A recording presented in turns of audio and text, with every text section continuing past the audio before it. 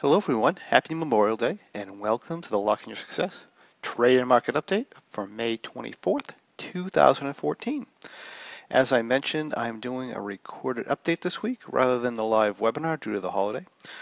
One thing I would like to mention before we get going on this is that I'll be doing a free webinar this Thursday at 5 p.m. Eastern with SMB on how smart options traders thrive despite changing market conditions, and I'd love to see you there. In case you haven't gotten one of the many emails that they've sent out, I'll post the link in the blog.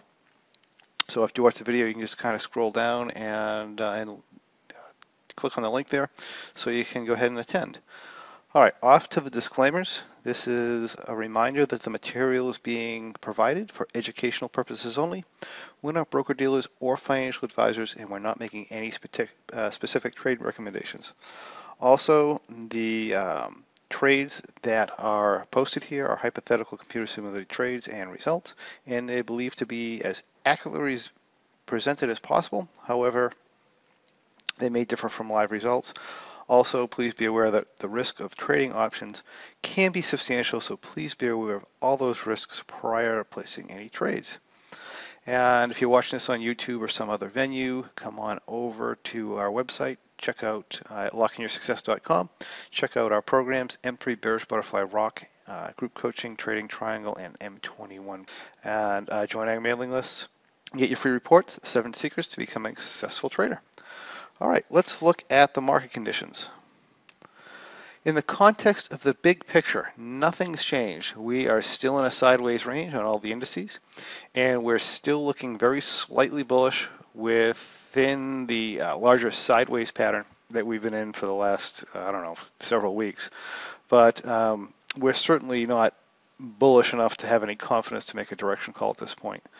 Shorter term, though, you remember last week, I was thinking that the Russell might take a shot down at 1075 before it bounced, but that didn't happen. We essentially, we got a bounce on Monday, a slight pullback on Tuesday, and then we just went higher from there. Now, one thing I'd like to point out, just because it's kind of educational for you guys who are learning, cross-market analysis with your technical analysis, is that we had a great clue on Tuesday that the markets were going to close up for the week. If we take a look at the NDX, which is actually the strongest of the indices short term. It's not the strongest long term, but it's the strongest short term. And one of the things that you can see if we kind of zoom in here is that we had this up day here on Monday, and we had the pullback, which was fairly aggressive in the Dow and a couple of the other indices and in the Russell. We didn't even take back half of our candle here, right? So on Monday we come up and we're tapping against resistance. Tuesday we pull back, don't even take back half a candle. That's pretty bullish. If we look at the Dow that same day, we actually got an update on Monday. We got a fairly aggressive pullback on Tuesday, but that was only right to a very, very primary support line here on the weekly charts on the Dow, which in itself is bullish. I mean, with short term, this is bearish because we broke a previous low. Longer term, this is pretty bullish because we're just kind of pulling into a support level. Then, of course, when we bounced that support level in the Dow on Wednesday, that forced the NDX to break out of its short-term resistance area here, which is a nice ascending triangle pattern, right? This breakout here is an indication that that's going to drag everything higher, especially with the strong move we had in the Dow bounce off of this. And that's what we did. We just kind of continued up to our next resistance point, which is up here right where we closed. And if you notice, the SPX did the same thing here. I mean, they had a bigger pullback, but it still only pulled back to a shorter term support level. And then when we bounced, we came right up to all-time highs. And we're sitting at the resistance point there. The Dow is sitting not at all-time highs, but at this area here where we had our false breakout, which should be considered a resistance point. And of course, we have the good old Russell, which is actually still lagging a little bit, even though it's percentage-wise, its moves have been stronger, and the up moves were strong the first couple of days. We still haven't reached this area here, the 1137 area, where its resistance point is.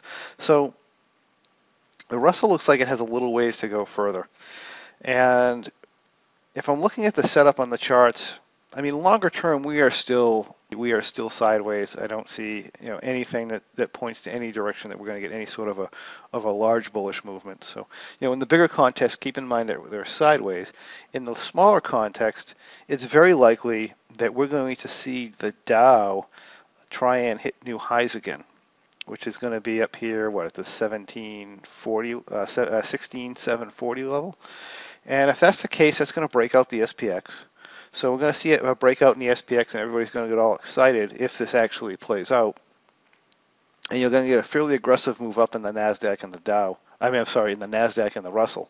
So the Russell, in that case, if we do actually get a breakout, it's probably going to try and pull all the way to 1160, and the NASDAQ's probably going to try to pull to its highs up here at, what do we go, about 3750, or a little less than that. So if that actually does occur, I would expect, even though that's short-term bullish movement, I would still expect the markets to reverse at that point and just kind of come back into range again. So, short-term, I'm slightly bullish, but realistically, in the longer-term context of things, we are still sideways, and realistically, even that bullish opinion to me is more of a flip of a coin, because we are at resistance in 3 of the indices. So in short, yeah, we would expect the NASDAQ to run up to 3750 and then back down, remain longer term in our sideways range. All right, let's take a look at what we have going on for trades. Well, first of all, we have the June V Condor. The June V Condor, let's take a look. Got one adjustment this week, and all that I did is I went ahead and I pulled out the straddle on Friday. If we go back just a little bit earlier in the day, the straddle was here, and you can see, the market's just kind of hovering over the straddle, and I'm thinking, well, the market's going to go up a little bit more, probably up into this area, and then probably pull back. So, given that being my opinion, I think it's better off just to get rid of this thing here now.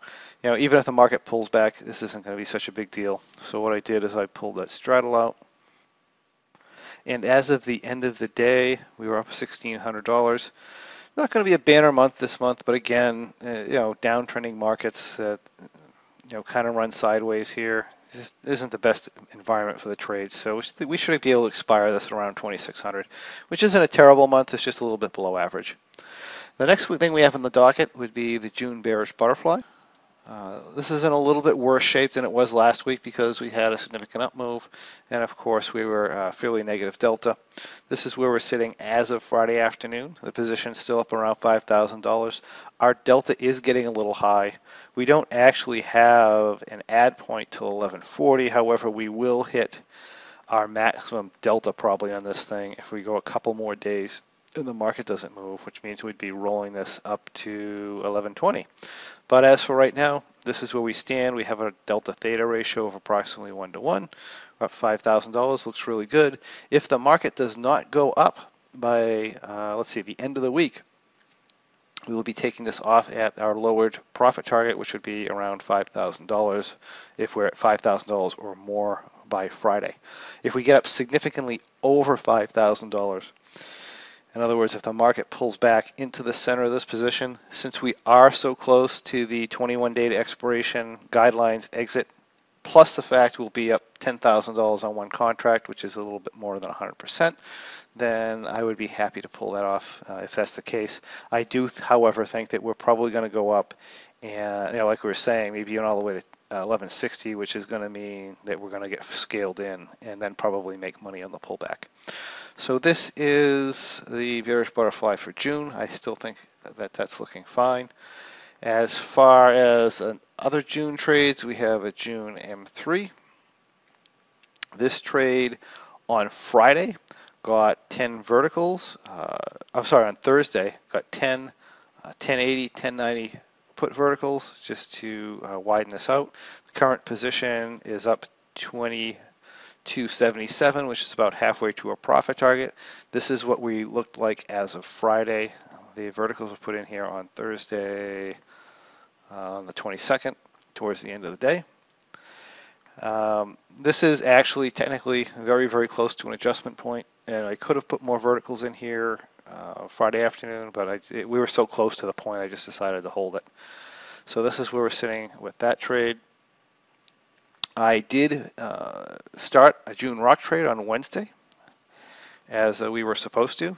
What I did is I entered the 1170 butterflies, and I put 1070, 1080 put verticals, and 10, 1070, 1090 put verticals to bring us, if you look at, let's see, go to Wednesday, we actually entered with a delta of minus 2.93. This is what our entry looked like.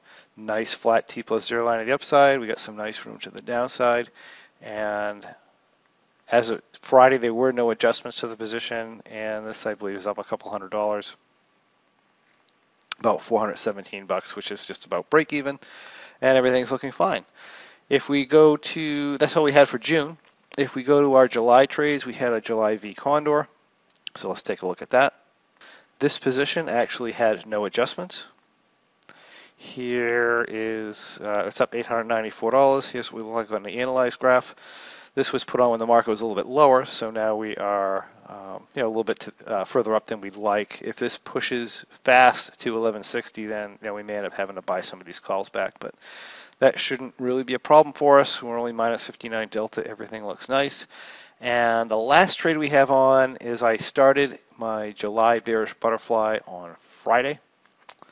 And we started that at the 1100 short strikes, coming in at 97 delta and 79 theta. So we were able to stay back at the 1100s. If the market does pull back from here, this will do very, very well, as will the Bearish Butterfly for June. And if we continue up, then we're going to start scaling into this thing pretty much at the same rate we're going to scale the other one, because we're almost in the same position. If the market does go up, this will be pretty educational to watch these, assuming we don't hit our profit target on the June one, our lowered profit target, because you'll see the difference between what happens to a June position when the market goes up and what happens to a July position when the market goes up. They actually act very, very differently. So I believe that's all the trades we have on. And thank you for watching. I hope you have a great holiday, and I hope to see you on the webinar on Thursday. Again, I'll post that link down at the bottom. And then I hope to see you again the following Monday on our live trade update. Well, live well, everybody, and thank you. We'll see you next week. Bye.